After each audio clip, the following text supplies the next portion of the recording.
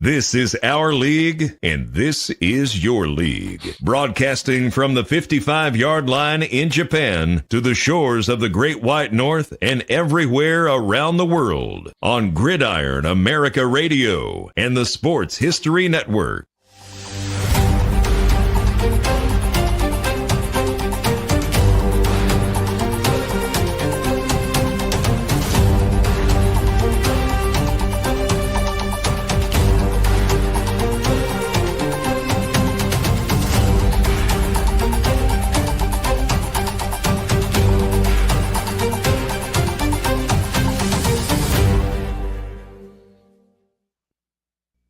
Hey, everybody, welcome back to Gridiron America today. Happy Canada Week for everybody who might be watching in Canada or even isn't watching in Canada.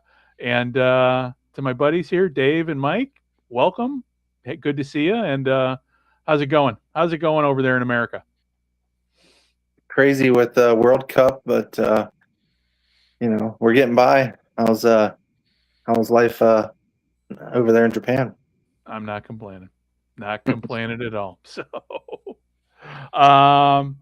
so we just had week 4 of the CFL wrap up, and I figured let's get right into week 4 because it was yet another great weekend of CFL play. With if you look at the week 4 scoreboard, some real close games on paper, but when you dig deep, kind of with some of the games, you realize, well, some of those scores are misleading. So, let's lead off here, man, with starting with Edmonton and Winnipeg. Dave, Mike, you guys watch the game. Your thoughts? Yeah, I thought it was a game that came down to the wire. It was a lot of back and forth, and it was definitely one of the more entertaining games to watch. That's for sure. I'll keep it short and sweet, and I'll let Dave give his insight. Yeah, Edmonton came ready to play. They jumped on Winnipeg early. Winnipeg withstood that, clawed their way back as Winnipeg does, got themselves right back into it. But uncharacteristically, you don't see the Blue Bombers having 6 fumbles in a game. So that was it was very surprising to see the ball on the turf that much from them. But at the end of the day, the running game continues to be leading the way for Edmonton, and that sets up the pass. And Cody Fajardo had another good day. I mean, it was really balanced attack, moving the ball down the field very methodically, and at the very end, scoring when they needed to. And it was, as Mike said, it was a very entertaining game that went right down to the end. Yeah, right. And it was a 23-18 win by Edmonton over Winnipeg. And the game really was wrapped. I mean, it came down to the last 18 seconds of the game, more or less. But the big thing with this game is how it started, with Edmonton literally just running out of the gate and going up 17-0, which when that happened, I'm like, okay, this is not the Edmonton team that we have seen for the last really 6 years. Correct. And it's good to see. I know the fans, Edmonton, they've been wanting this for probably close to a decade now, and it's good to see all phases of the game really coming together for them on the road in a hostile place where most teams don't do well. And even Winnipeg being down 17-0, they didn't abandon the run. They used their offense. They moved the ball. They got back into position to take the lead late in the game. So it was very entertaining. It was very workmanlike by both teams, and either one could have won it, to be honest.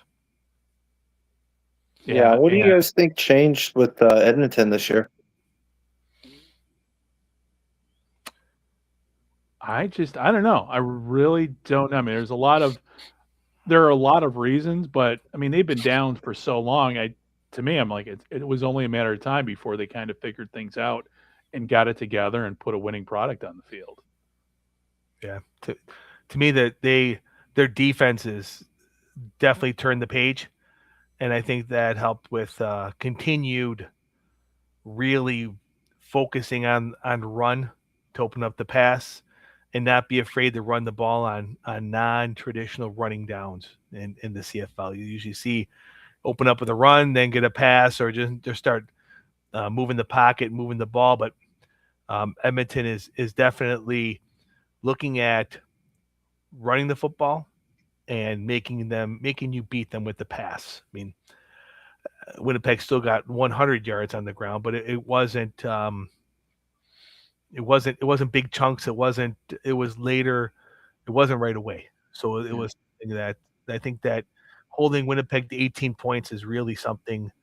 The defense is really kicking in for them. And I think that's one of the big reasons why they've turned it around. Yeah, and when you look at how the game started, I mean, you had a opening 100-yard touchdown drive with Rankin, who, I mean, the dude's a stud. He is, to me, he is the MVP of the early part of the season. So 100, that 100-yard drive. You had Dante Daniels fumbling. There's DeBlanco recovered. Edmonton then converted into a 17-point lead. I mean, obviously turnovers were the big story of the game with Winnipeg, but Edmonton managed to capitalize on pretty much most of Winnipeg's mistakes. And I mean, but the other part of it too is, Zach Collaros. I mean, the Edmonton defense. I mean, Edmonton's defense strip sacked Collaros twice. So, I mean, it's hard to come back from that many turnovers. However, but we know in the CFL you can. So, and again, Winnipeg was this close to winning it too. I mean, it's not like Edmonton ran away with it at the very end. I mean, it was still. Again, we didn't know who was going to win the game until seconds were left. So. But over the course of time, those are the games that in the past Winnipeg has won and Edmonton has lost. And that's a difference. That's the difference there is past seasons, Winnipeg finds a way to win that game. And this time Edmonton found the way to win in Winnipeg, which was an interesting piece to that. Yeah. And the nice thing too with Edmonton, it's not like Edmonton's been coming from, I mean, at least in this game, this wasn't a cardiac game. This was not a come from behind win. Edmonton came out early and dominated. I mean, from really kind of from the get-go, from that first opening drive. Yeah. So. Yeah, I would say my only concern is just being too one-dimensional for Edmonton. One thing, if I could challenge them, is to really find the balance, especially this early in the season, because you don't want to get into October and even possibly November, and what's been working for you isn't working because your running back's got too many miles on him by the end of the season. So maybe kind of lay off the brake a little bit if you can find that success in throwing the football. Yeah. Yeah, no, I agree. And, talking about throwing the football, I'm just looking at the stats so Cody Fajardo was 25 of 35 for 267 yards and the winning touchdown drive. Justin Rankin, 106 rushing yards and a touchdown on 15 carries. TJ Luther, key early reception, game-winning touchdown catch. And then you had, the defense, you had Tyrell Ford, Joel DeBlanco, turnover field position, adding fuel to helping the offense along. And then you had Noah Taylor and Malik Carney, who I already said, were stripping, doing some serious stripping on the field there. But on the flip side too, you had, and this just tells you how even the game. Everybody talks about Edmonton winning, but this was a very even game. You had Zach Collaros was 24 of 33 for 290 yards and 2 touchdowns. even with that defensive pressure, and Brady Oliveira with 77 rushing yards, 6 catches and a touchdown, despite fumbling the ball. And then he had Trey Vival. He had an 83-yard punt return and 105 kickoff and a 105-yard kickoff return. I'm sorry, no, I take that back. And a total of 105 yards of kickoff return yards. So, and their defense did good. So to me, it was just a very evenly matched. But when I watched the game from that opening drive, I'm like, oh, I think Edmonton's going to win this. That was my feeling, and it proved right. You guys, Yep. You thought? I'll give you my one last crazy stat from this. Rankin's averaging 8.4 yards a rush. That's on the season. That's crazy. And he has 5 rushes that have gone over 20 yards. The next 5 guys combined have a total of 6. Dang. He's got 387 yards in 3 games and only 46 carries. It's wild. It's only 46 carries. Wild. Yeah, that's amazing. I mean, it's like it's like having high miles on a car, but you've used it like 3 times. Yeah. Because every time you take it out for a run, it runs long and hard, and it's all cardio at that point. There's no getting beat up. But even saying that, Mike is exactly right. They got to find a way to keep him healthy. Yeah. For the season and the playoffs, because he goes down. I mean, that's the thing. There's not a lot of margin for error when you're with these teams. Like no one has 2 running backs. I mean, so it'll be interesting to see. It's like how do you keep that going, but also 18 games plus playoffs is a grind. It's a long season. You got to take care of that golden goose. Yeah, exactly. Yeah. And let's see what else we got here. I had a nice PowerPoint planned for this whole show, but apparently with our Streamlabs, our new streaming service, I can't pull up the PowerPoint. It was all nice and shiny and put a lot of work into it. I'm like, damn, nobody can see it. So that's called divine intervention. Probably. Yeah, because now that I'm looking at my PowerPoint here, I'm like, oh, I made some mistakes. And there'll be a link in the notes of the show to be able to view it, right? Yeah, I don't see why not. Yeah, I can make this shareable. Yeah, maybe. Yeah. There you go. Okay, I mean, it's nice and pretty. It's got a nice graphic of the 55-yard line with the maple leaf on it. I'm like, I was proud of what I did. Now, so yeah, I'll add a link in the show notes here after we wrap up and I kick this thing out. So, all right. So, okay. So why do you guys think the Bombers won? And you've already said this, but so why the Elks won and why the Bombers lost? I mean, the Elks own the opening quarter emotionally and physically. This is all the stuff I had written down on this PowerPoint. They converted Winnipeg mistakes into points instead of moral victories. Defensive pressure, and Fajardo just looking composed. And I mean, he didn't seem rattled at all out there, even with the pressure coming from the Winnipeg defense. You guys, what do you guys think? Yeah, I think Winnipeg came out flat and Edmonton came out on fire. And even though they came back and was leading for a moment, it's hard to maintain that lead after going down 17-0. Yeah. Dave? How many times has the CFL game come down to who has the ball last? Yeah. Once again, I mean, it's the story of this season. Right. It really is. It's like whoever has the ball last. It seems like the offenses make it happen. I mean, yeah, I wouldn't want to be a defensive coordinator in the CFL this year. No.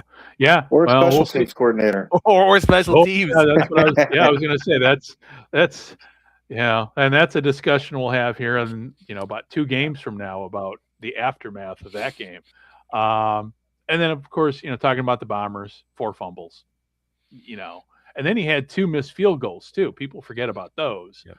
And yeah, I mean, to me, those were kind of the keys when it came to why Winnipeg lost. So whether Edmonton won the game or Winnipeg lost it, I mean, you can make an argument either way. Winnipeg, it wasn't a win so much an Edmonton win, but Winnipeg gave the game away. So, but again, that's the beauty. I mean, again, it boiled down to the last second. So, and okay, well, we'll move on to the next game. So we had Toronto was 40-34 over the Rough Riders in a score that looks a lot closer than really what it was. So, Mike, I'll let you start off here. Your thoughts? I think we talked about this last week. It's still the Chad Kelly show. Toronto is doing what they need to do to win. I did catch the end of that game just a few minutes before we went on, and definitely the score was misleading when you look at how dominant Toronto was in that game. But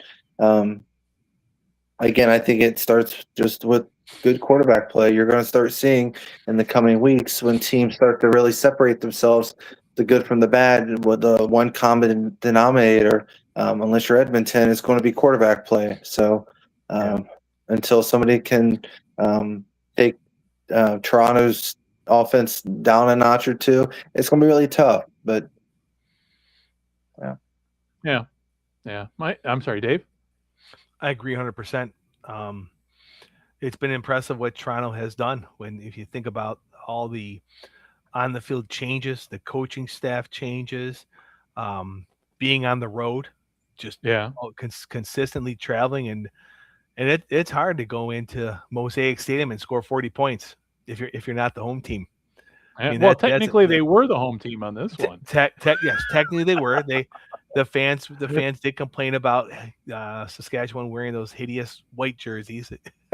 I'm surprised they're really not. The fans were not a big supporter of those. I mean, they look nice. The prairie jerseys. Yeah, I mean they look nice, but I mean if you're they look nice if you buy it at the gift store and wear it to the game, rather than you're playing, because it's like I don't know, because you couldn't see the numbers from where you were at. From what I was reading, it's like we can't see that. We can't. It was unless we look at it the jumbotron and figure out who it is. Yeah.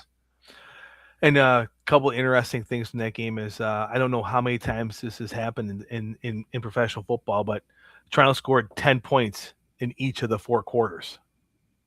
Yeah, that was odd. That's consistency. That's very specific consistency. Yes. That was something you don't see too often.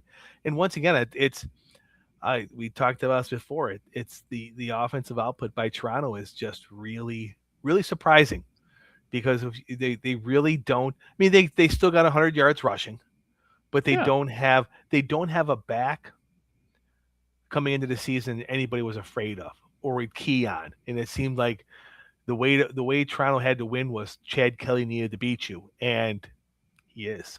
I mean, Sam Hicks is doing a great job. I mean, opened the game up with that 61-yard run, but it's really interesting to see on paper a truly one-dimensional team putting up points like that consistently with their offense.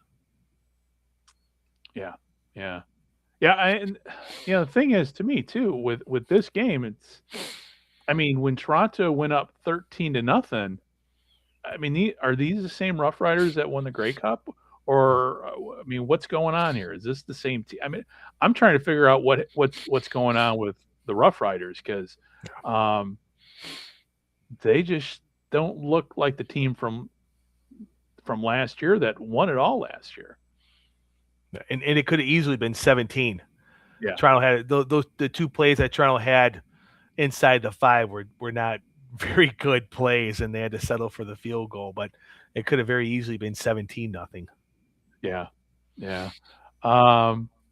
Just looking at here, Hicks opened. But looking at the Rough. Oh, sorry. One last thing, and you're talking about, is it the same Saskatchewan team? Every year whoever wins the Grey Cup's going to get picked over by everybody else. They're the target for free agency. 2 years ago, it was Toronto. Toronto lost their entire defensive line. They lost Chad Kelly to injury, but they lost their entire defensive line. So I think the same thing is happening to a degree to the Rough Riders, and as we talked about, it's an 18-game season, and Right. I mean, everybody talked about how it looked like Toronto was going to struggle. Are people overlooking them to this point? Are they Are they looking at the roster's a big change? Chad Kelly's a we don't know factor.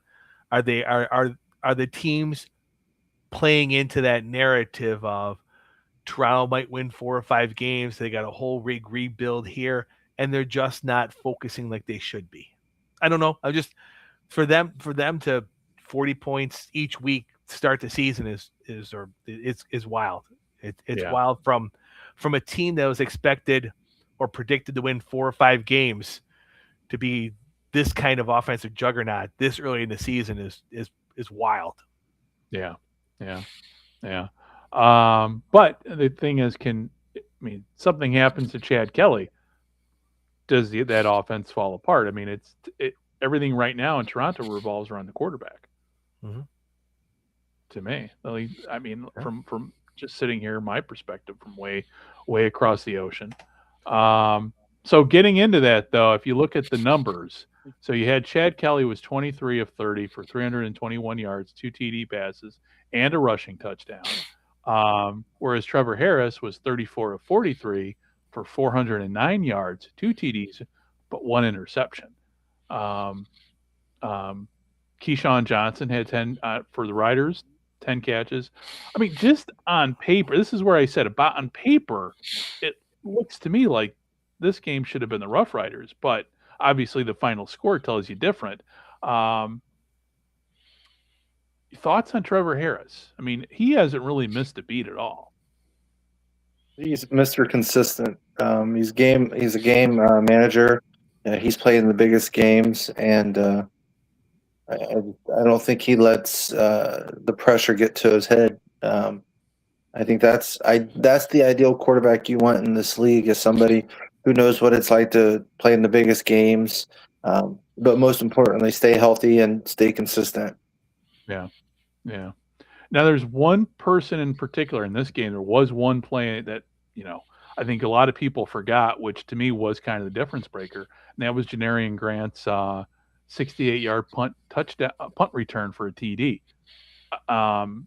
Special teams doesn't get talked about enough, and as we'll talk about in the next game, probably more than it should. But I mean, right there, that to me, that right there was that was what kind of broke the back, I think, of the Rough Riders. Even though, I mean, what was the score of the game again? I can't. 40-34. Yeah, I mean the game was 6 points, but it could have been that punt return touchdown put Toronto over the top in terms of winning this game, I thought. I mean, I don't want to. I want to make sure you mention that Saskatchewan was missing some players. Like they are dealing with some injuries. AJ Olette was out, so I mean, right? Yeah, they are missing players that do contribute. So that obviously that played into this as well. But I don't want to take too much away from what Toronto did too, because that punt return was special. I mean, Grant is by far the best, at least in my opinion, the best special teams player in this league. And every time that ball every time he catches that punt, he could be gone. Or every time he touches the ball, I should say, he could go all the way. He's that good. Yeah. And well, let's see. My final slide up here as I'm looking at my PowerPoint here. I mean, really just kind of my takeaway was the Argos got touchdowns from offense and special teams, and it wasn't just on long drives. I mean, like you said, they were consistent throughout the game, putting points on the board.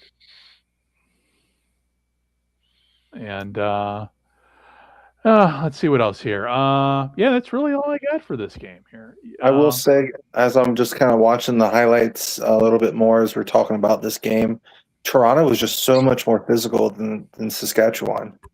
It just looks like they just men amongst boys on the offensive line versus Saskatchewan's defensive line. They were just having their way with them, and I really think that set the tone. Even in pass pro, Trevor Harris. I mean, Trevor Harris had a great game too, but again, Chad Kelly was just he had more good things go his way. Yeah, yeah. Yeah.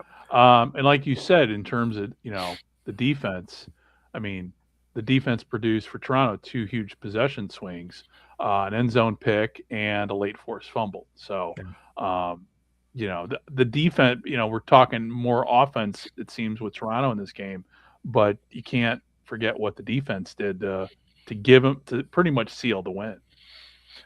Yeah, and I know for me it seems like, and please both of you guys correct me if I'm wrong, it seems like the CFL defenses remind me of Arena Football League defenses. Oh yeah, you need to make key stops. Yeah, you're not going to be, you're not shutting anybody out the way the rules are to the game. But like that pick in the end zone, that was a key stop after a long drive. Stop things like that really help. It just seems like it's like the we called it in the early 90s, the Bills defense was the bend don't break defense, and let the kid on offense go and score, and we'll just keep outscoring you. We may not keep you too low a score, but we're gonna make you work for it. Right. Yeah. Well, oh, go ahead, Mike. I'm sorry. No, you're fine. I was just kind of piggybacking on Dave, what you're saying. Literally, as you said that, I just see a highlight where Saskatchewan, they just took it in against Toronto. Toronto couldn't stop them on a goal line stand. You're going to have your in any level of football, whether it's American or Canadian football, you want to minimize the home run balls and the big plays. But if you do give it up, you got to have that short term memory.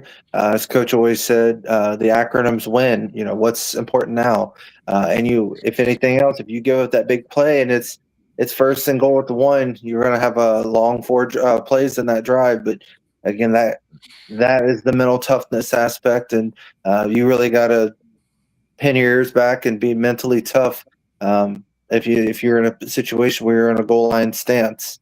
So I don't think in that situation Toronto was. I think Saskatchewan was a little bit tougher and wanted it more, which overall it didn't matter in the final score. But again, that might be something down the road that when Toronto plays a more competitive, balanced team, that might be a difference maker. But yeah, to kind of come full circle, you don't want to give up a big play, but it happens, and when it does, you got to recoup. And what's important now, and you got to find ways to get your defense off the field without allowing a touchdown. Yeah. So, Dave, final thoughts on this game before we go to the next? That was Jadarian Grant's 11th punt return for a touchdown in the regular season. He's tied for second place now. I mean, he's 15 behind Gizmo Williams, but 11's pretty good. Yeah. Yep. Well, let me move on to the next game, which was kind of the showcase game, at least on TV. What everybody had been talking about really for the last 2 weeks was the game in Kelowna in The Apple British Bowl. Columbia. The Apple Bowl. Yeah, the Apple Bowl.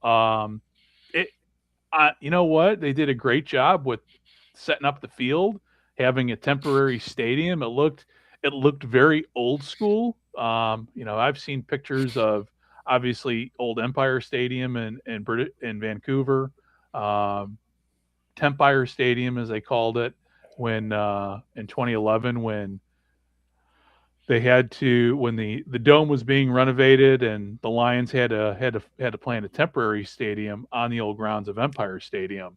So this to me just kind of reminded me of that. And it was a packed house. I don't know how many people were there, but it looked like every seat there was filled. So, and the fans came out to root for their team. which unfortunately they walked away disappointed with. So 41-33 win by Calgary over BC.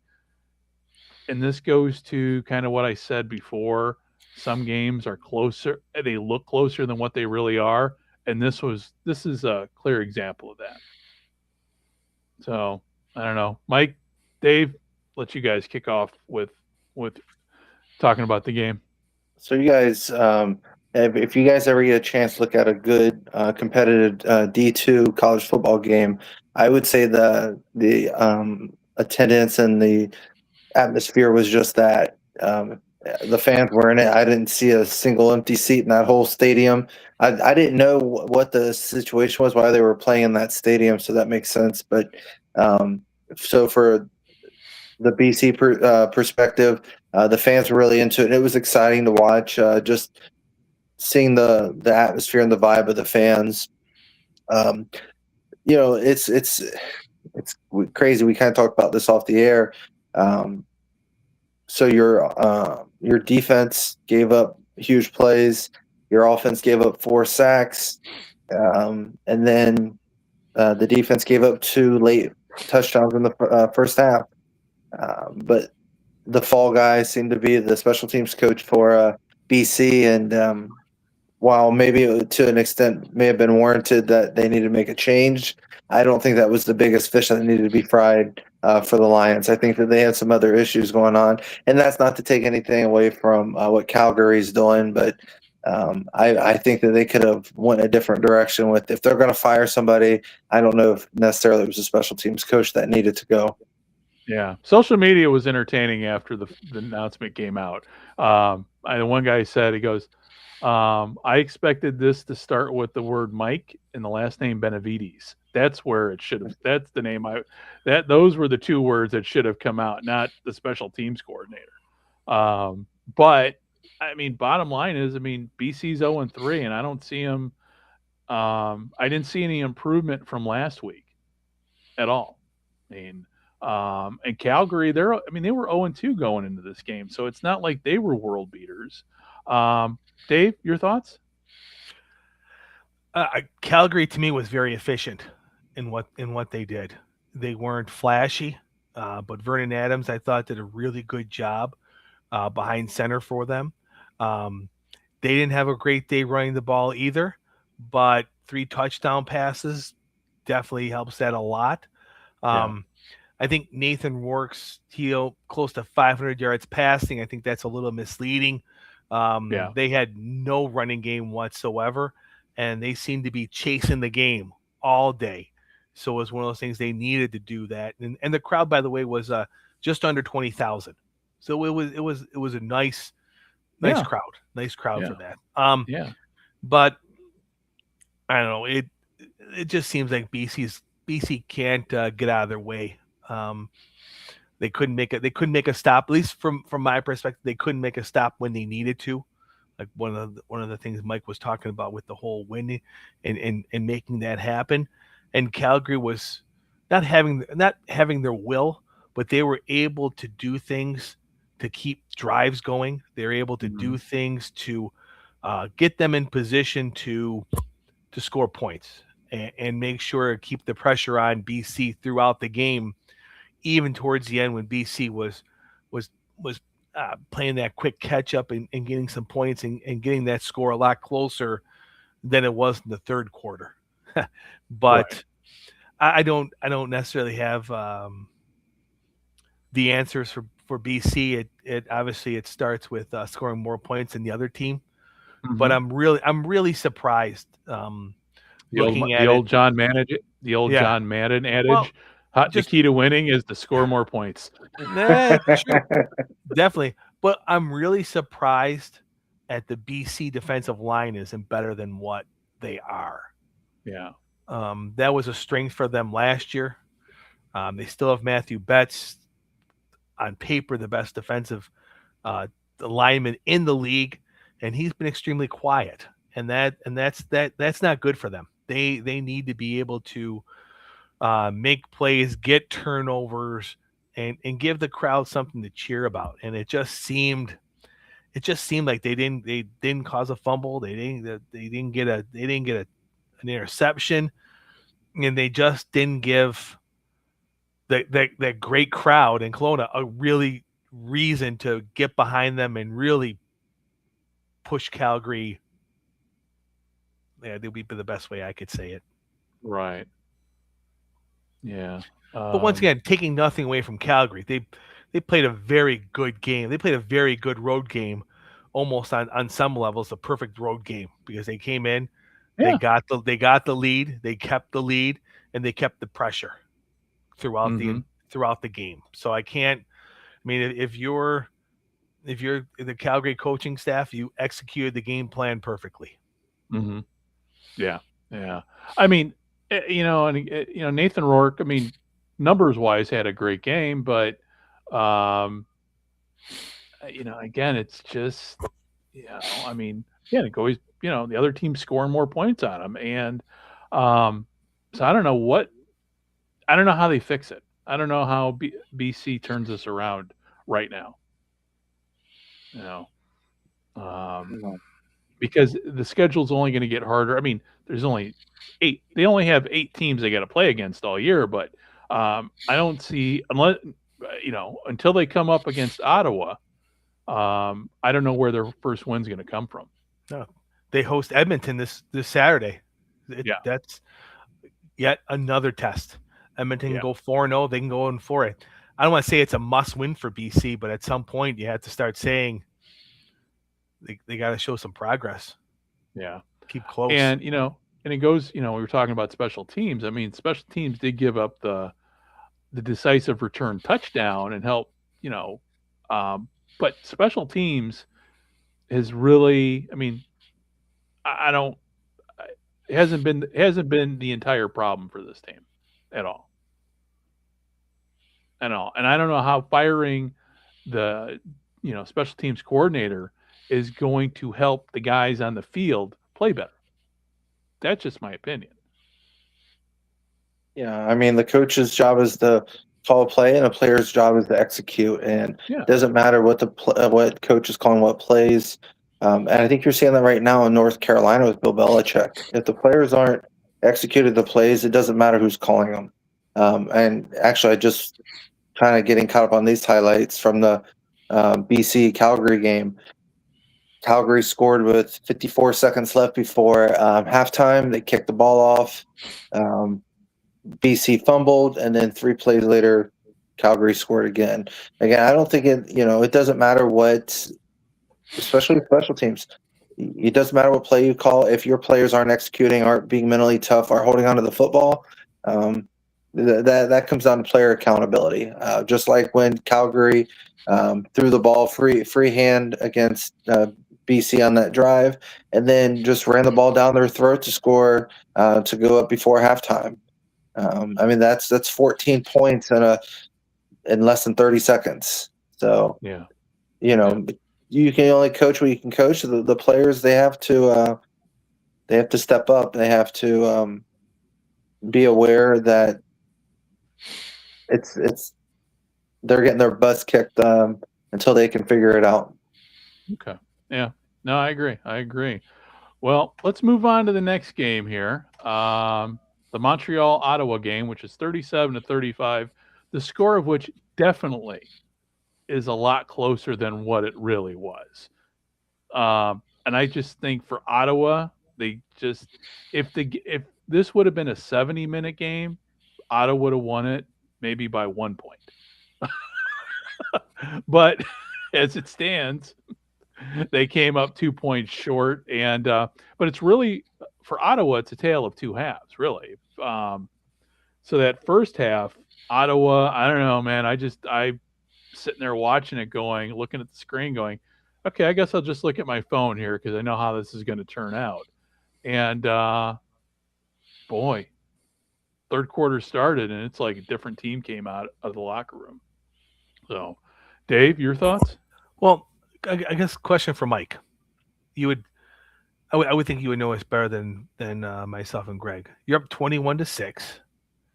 You're playing arguably the worst team in the CFL. What I know there's pride and you want to win, but how hard is it to as a coach and convey it to the players? We got to keep our foot on their throats proverbially and keep going, or is it just a natural thing to ease off a little bit? Hey, we're up 21-6, we're cruising, and how easy is it to lose focus at games like this? Yeah, I think it's both the coach and player's responsibility, and that really starts with preparation. They should be mentally prepared to be in a dogfight, but also if things get out of hand, that they have to players and coaches each respectfully they have to maintain the composure until the game is officially over. Just seeing the highlight, it was 21-6 at halftime, and now it's 21-12, and Ottawa just scored again. So. I think that mental toughness for the Montreal defense, they gotta do some soul searching. But then again, you can't take your foot off the pedal if you're the coaching staff. Don't change what's working for you. You know, until the final whistle blows, you have to keep being aggressive. You have to keep playing that you want to win, not to. You don't want to play to lose. You don't want to play to not lose. You want to play to win, and it looks like mentally, Montreal just at halftime they let off the brake. And props to Ottawa. You know they made the adjustments they needed to at halftime, but in Montreal for the most part they didn't. They failed to do so. But so Ottawa, you know, they stuck in there, but again, when you're down 21-6 at the half, that's a big hole to dig yourself out of. But Dave, to answer your question, I'd say it's both the player and coach responsibility. You have to be mentally prepared, and you have to prepare that way. It needs to be in your game plan. It needs to be in your team meetings. You have to be prepared to execute and be successful, but also understand there's going to be some adversity along the way, and you can't get complacent or give up if you're winning or losing. You have to keep pounding the rock. Yeah. For me, it just seemed like that third quarter, Montreal just lost focus. It just seemed like they're like, hey, it's 21-6. We got it. Let's run the ball. Let's get, hey, we got a punt. Oh, well. You know what I mean? It just seemed like there was no urgency until they got to the fourth quarter. It's like, oh, we got a game. Yeah. Yeah. And, you know, there were 2 missed extra point kicks, which as I'm looking through the stats here, I'm like, oh, I forgot about that. So going back to what we were saying about special teams, in this game, truly special teams lost you at least an opportunity to win, to at least take it into overtime. You know, I mean, I don't know. Just got to look at it. I'm like, but still, you know, but Montreal, I mean, Montreal to me is still the team to beat and as of right now, you know, Hamilton's been playing great, but Montreal to me is still the team to beat. But boy, you take away, you know, the quarterback with Montreal, and I don't know if we have the same team. Is that Alexander? Is that the Montreal Davis quarterback? Alexander, Okay. yeah. So I think up until, was it last week, he was undefeated. Right. Regular season, Yeah. He's 15-1 in regular season now. Yeah, that's why. As long as kind of to piggyback what you said, Greg, as long as he's a quarterback for Montreal, they're going to be tough. Right. But again, in this game, really, they played a very not good Ottawa team, and Montreal only played good football for 2.5 quarters. Yeah, and Ottawa put points up on them. I mean, they basically put, even though there's only 35 points on the scoreboard, really, 2 missed extra points away from it being 37 and the game going into overtime. Yeah. And who knows that, you know, once it's overtime, who knows what happens there. So this could have easily been an Ottawa win for all practical. I mean, this game to me was a lot closer than what it should have been, given the way Ottawa's been looking. But, you know, who knows? Maybe it's just taking time for Ottawa to figure things out. And, you know, in several weeks from now, we could be talking about them being in first place even though they're 0-3 right now, but battling in a few weeks, battling for first place, in the East. Well, for me, kudos to Jake Mayer and that offense. They came out that second half, and he fired around. Yeah. Obviously, they had to abandon the run, but it was obviously the best game he looked all season. Right. Which it's good to see him look comfortable, which he hasn't looked comfortable. Yeah. So that was good to see. And who knows? I mean, it's long season. We say this all the time, and to talk about who's the best. In coming out of the East, Ric Flair always said it the best. He had a lot of famous quotes. You gotta beat the best. Yes, he did. Well, Montreal only having 15 yards of total offense the third quarter did not help their cause at all. No. And then but yeah, like you said, man, Ottawa just came out and just played, but then the flip side of that is Montreal didn't do anything when given the opportunity when they had the ball. Yeah. And Montreal had 469 yards for the game. Yeah. So they had a very impressive game overall. Yeah. But they just right. Like I said, that 15-minute window where it just seemed like, hey, what's happening? Yeah. But, yeah. All right, let's see what else we got here. We've got so Davis Alexander was 22 of 30 for 345 yards, two TDs, no interceptions. Jake Mayer, 3 TDs and 1 interception. Pimpleton over with Ottawa, kickoff return touchdown. Kickoff return touchdown threat nearly flipping the ante. This is what happens when I do PowerPoint. Can't remember why I wrote it the way I wrote it. It just sounds wonky. But again, the Ottawa offense showed real fight after, especially after the Drew Brown trade, which we didn't even talk about. How much that's going to impact the team going down the road. I just watched the Ottawa kickoff return for a touchdown. So I think that score made the game look a little bit closer than the actual result was. So, yeah. Well, again, special team. It goes to the importance of special teams, especially in this game. How much that play not only was, kickoff returns, but just hitting that extra point. It seems like special teams for a lot of teams this year, it's making or breaking a lot of games. And I don't remember being like this in years past, but it's definitely good.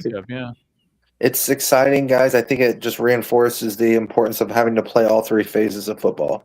Right. No, I agree. I am definitely. You're right. So yeah, it kind of goes. With Ottawa coming back like they did, it shows that they are making making progress.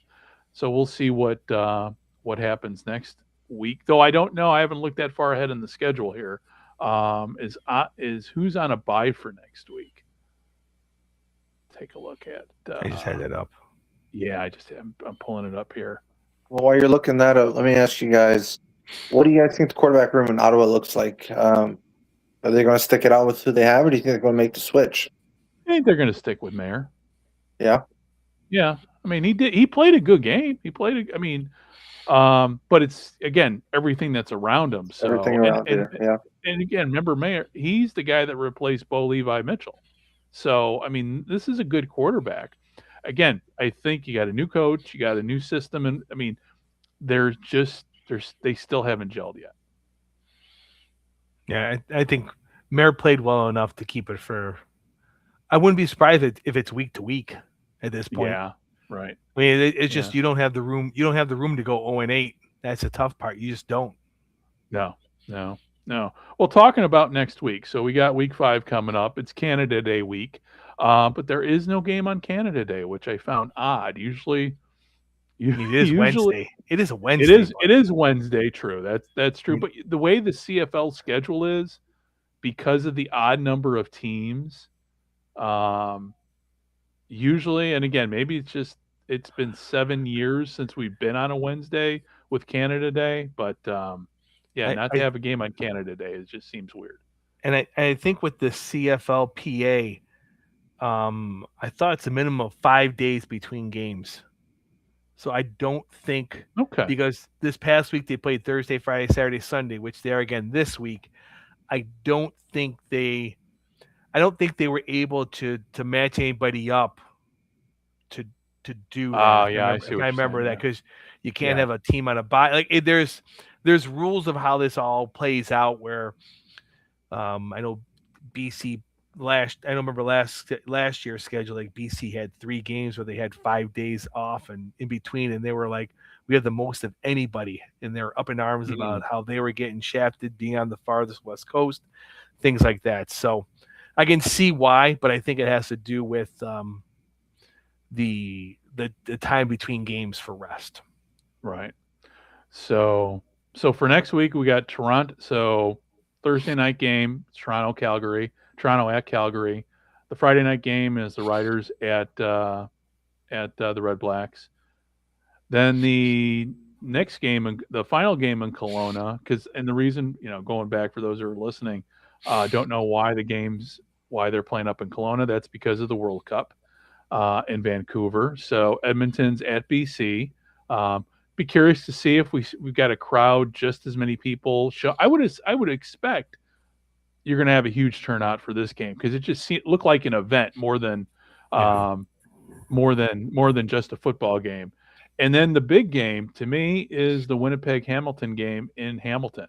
I mean, that's going to be a statement game either way. I mean, if Hamilton comes out and just puts it to Winnipeg, the question is are Winnipeg's glory days past, and is Hamilton on the rise? Because Hamilton is the team now with the longest Grey Cup drought.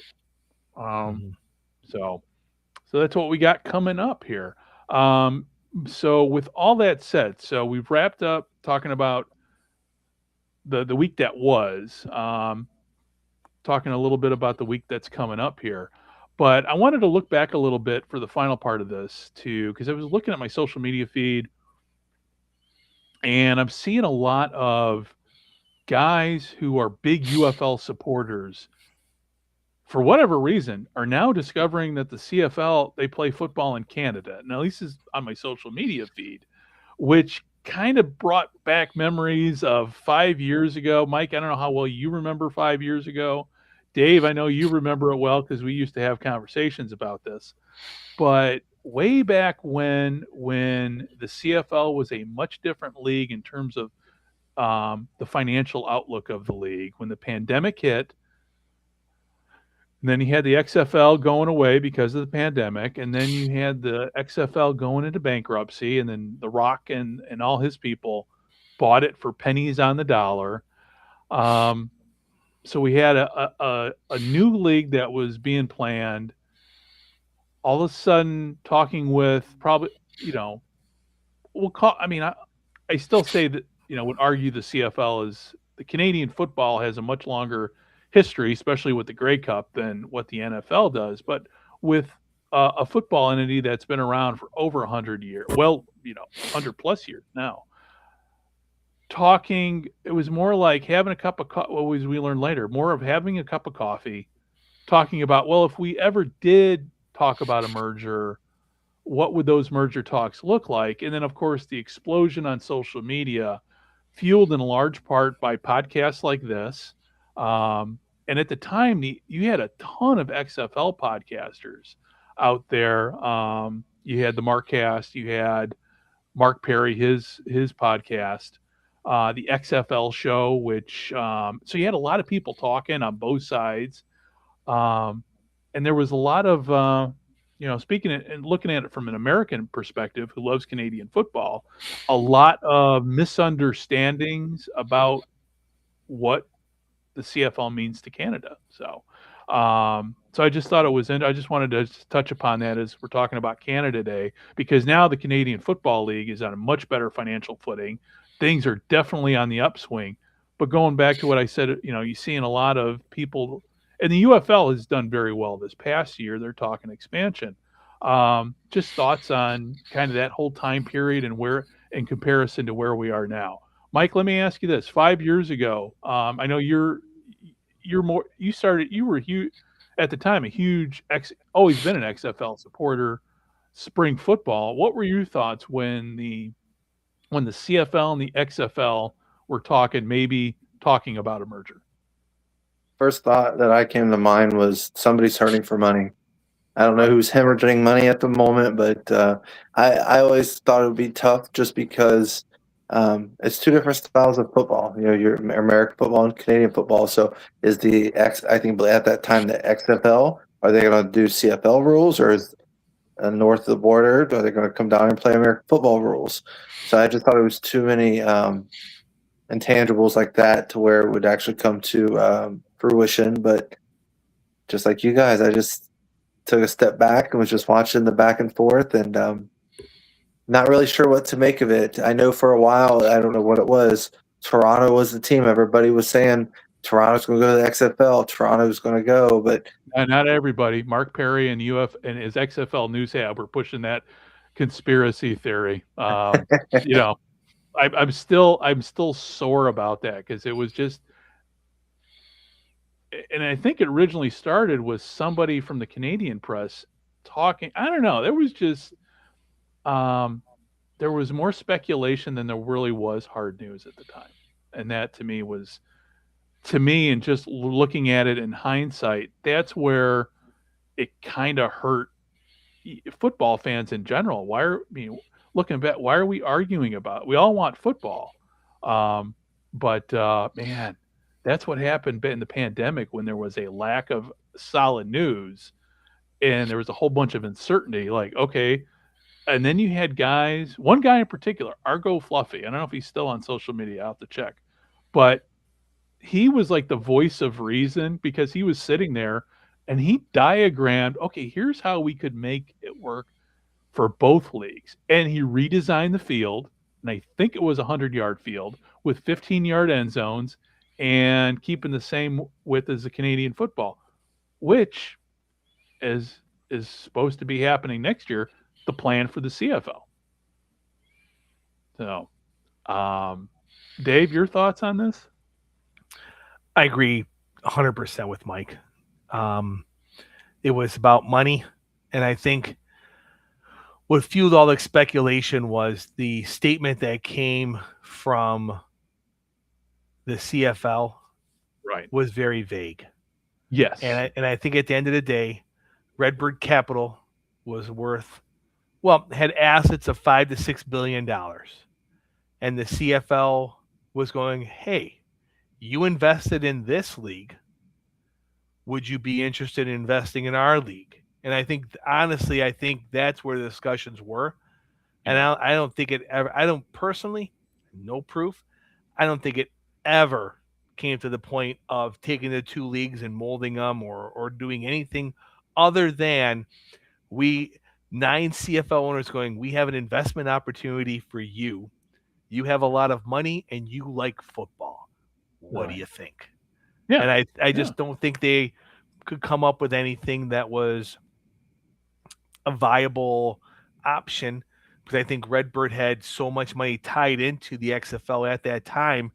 I don't think they could free enough of their assets to then go place it into another football league when they already had Fenway Sports. They already had Liverpool. Right. They already in this. They're stretched. They have a lot of money, but is it cash? Is it readily available to do another investment? And since then, they've gone from the value of 5 or 6 million in assets to like 15 billion in assets. So yeah, the fact that they're so flushed over here with the UFL now, and now the CFL, there's in a lot of there's no reason to have these conversations now, because the situation has changed where they don't need to have CFL doesn't need to have an outside partner when they can keep it in-house. Yes. And a couple of teams have changed hands in that time. I think the CFL as a whole have become more wealthier in the aspects of ownership. So I think at the time they're doing their due diligence, and it was never the owners of the CFL teams were not willing to say, hey, we could use some investment, because that's would send the wrong signal to the fan base that was already struggling with, is this going to keep going? And then just more fuel, and it just got out of control until finally it was just no one talked about it, and it moved on. Yeah, thank God that ended. So going back to just, it's nice to see a lot of probably younger UFL fans now kind of discovering the CFL, and it's just nice to see everybody's on the same page, at least fandom. I mean, I look back at it, some of the things that were reported in the XFL media, and all of it. To me, a lot of that XFL reporting 5 years ago was just pure speculation based on a conversation, based upon one, I think, Canadian reporter saying, "Hey, I heard something," and it spun out of control. But the Argos going to the XFL. Anytime I read a XFL, or every time I see the word news hub attached to a news story, in my mind, I'm like, yeah, no, let's triple check their sources, because they were the ones who were like, yep, Argos are moving to the XFL. Like, yeah, no, they're not. No, they're not. So, it got them clicked. Yes. Yeah. I mean, it was wanted. Yeah. Clickbait. I mean, it's still there now. But we don't see at least when it comes to the financial future of both leagues, it seems like they're in pretty good hands now. And I think, maybe we're gonna, again, it goes back to, I think, Mike, you and I maybe talked about offline, all of us in our group chat. I've been a huge skeptic of spring football in America for 40 plus years. But after this season, I'm not so much of a skeptic. I'm like, okay, well, maybe it is starting to work. It's starting to find its niche, or niche, or however we say it in English, in the American sports landscape now. Now, moving forward with expansion plans with the UFL, can you see, both of you, them going to, the mid-sized cities, your Louisville, more towns like Louisville. And there's a lot of mid-sized cities that could easily support a UFL team if they keep doing it like they've been doing it with this past year, with making it more like minor league baseball. Promotions, giving fans and their kids to come out and see a game on a Sunday or Saturday afternoon. So I ask you, Mike. I'll throw that one to you first. I would say when you start making the game more about family-friendly events, I don't know. I'm sure we've all been there. We've all gone to an NFL game at some point, and it's very easy between 3 or 4 tickets, parking, food, and any of the miscellaneous things, souvenirs, whatnot. It's easy to just drop over $1,000 just like nothing. In the UFL, it's very even just going to the championship game in DC. It was very family oriented, family priced. I felt like when I left the game, I felt like I had money left over, and I didn't have to take a second mortgage out. So it was very refreshing. As far as the cities, I am of the opinion that college cities, are great, but even more over than that, I would say avoid. And I think they've done a great job for the most part. I would say that the cities that right now are struggling are proof that you should avoid cities that have NFL franchises. You see what's happening with Dallas and with Houston, just to name two. I feel like if they were to go somewhere else, maybe their attendance would be better. But because there are a lot of fans, I think Louisville is the best example. Even Columbus to an extent. There are a lot of football hungry fans that don't want to go to an NFL game, that just want to have a family outing and not, go bankrupt in the process. Right. So it's about making, I would say it's about making those memories. That's what's going to really attract people to keep returning. It's easy to shorthand fans thousands of dollars, and thanks for coming. Somebody else is going to pay that much. It's easy to do that, but when you're the NFL, but when you're a league like the UFL, you're trying to build that trust and that rapport with your fans. I think you see it a lot, even with, and I wouldn't even call it minor league baseball. Look at what the Savannah Bananas are doing. You know, they're putting fans first. And actually, I just got done watching a documentary, and in their hallway, in their locker room, is that the one on ESPN? It is.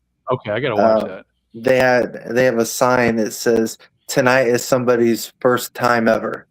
So the premise behind that is make it about the fans, make it a good memory. Don't take advantage of the opportunity. So I think if the UFL can follow that mindset, I think only good things will come. Yeah. That's the thing. With Rapoli, I mean, I'm not, the whole Brendan Sorsby thing. I mean, I think that's not a good look for the league if he comes into the UFL. I'm not saying that that's going to happen, but and overall, what he's been doing has been great. And I mean, I could definitely if they keep doing what they've been doing this past season as their template, I think the UFL has a long-term future. And again, that's. I mean, Dave, you and I have talked about this with spring football. Heck, I mean, I even sat down with Tim Hanlon over at Good Seats Still Available several years ago, and the outlook back then. I mean, Tim, is an old fart like myself who has seen a lot of failed leagues over the East scene more than I have, because this whole show is centered around about leagues that don't exist anymore. But I know I'd be curious to talk to Tim now, and at some point we're going to have him on the ask him to come on the show. But I'm curious to see what his opinion of where the UFL and spring football is now, because again, the future is looking bright. I'm not saying you got to wear shades, but the future is definitely looking bright with spring football. So, and on that note, just a couple housekeeping things here before we sign off. Our planned show, the Alternative Sports History Show, is coming hopefully at some point this summer. We've got the website. I've got everything lined up. But now I'm in the technical planning stages. And as I was explaining to Dave and Mike the other day, running sports simulations using the software I have, which is some of the most popular software packages out there. But I had a show all ready to go. And as I was working on it, I was using the company's baseball program, and then saw in their baseball program that Joe Niekro, who was pitching at age 72. I'm like, wait a minute. Uh-oh. So I looked at their football package, and O.J. Simpson playing in 1989 was just not going to work with this simulator. I had everything planned out for the first show. I kind of planned it, thought in my mind, we'll do this in July till we get, people in the know from Buffalo. I'm like, okay, I got to redo everything now. So it's still on track, but it's going to be, it's for those who are listening on the Sports History Network, that's where we're at. It's coming. It's just a question of time, and I gotta go back to the drawing board on all my planned simulations now, because it just seeing Joe Niekro throwing heaters at age 72, like I can't trust the data. Let's be honest. He never threw heaters at 32. Well, yeah, no, that's true. That's true. He was a knuckleballer, but you know what I'm saying. Yeah.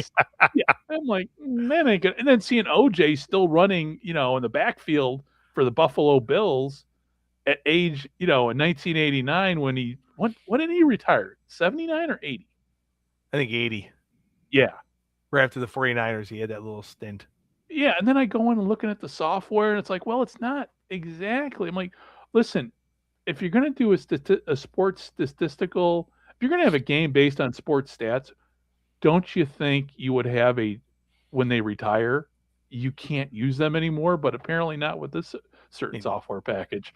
So OJ looked great in those Hertz commercials, and that was in the early 90s. He did. He did. He did. I mean, that Naked- was the thing. The Naked Gun. Oh yeah.